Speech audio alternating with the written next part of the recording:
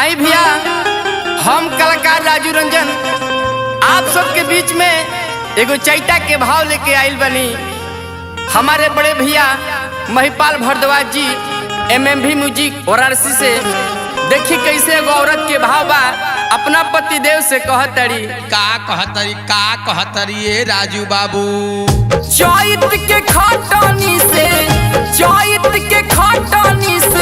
थाकल बा शरीर, ये मोरे राजा हो, ए मोरे राजा हो। लादी दवैया उठे कमर में पीर, ए मोरे राजा हो।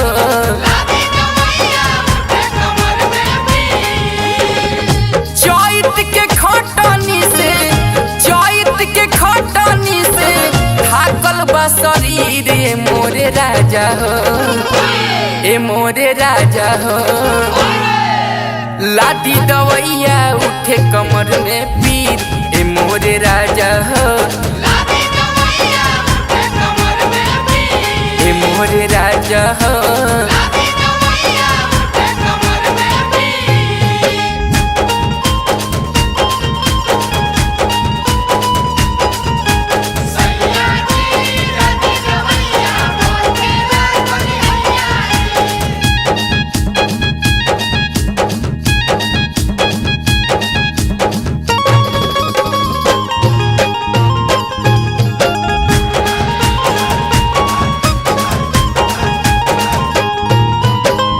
भोर हरियाले जानी बधार में, आता ना तो खटल नइखी कबहू कुंवार में।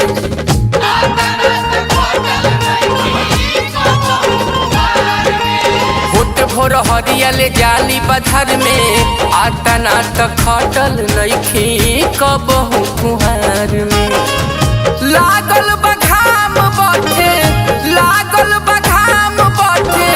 घूमे लसीर, ए मोरे राजा हो, ए मोरे राजा हो। लादी दवैया उठे कमर में पीर, ए मोरे राजा हो, ए मोरे राजा हो।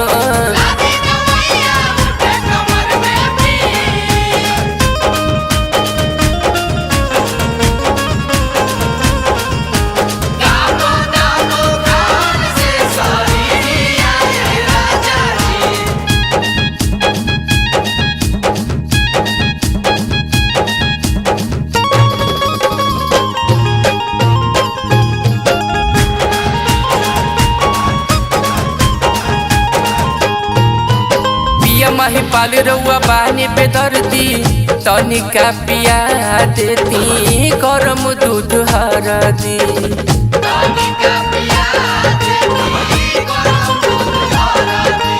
पिया महिपाल रउआ बानी पे दर्दी, तनिका पिया देती गरम दूध हरदी।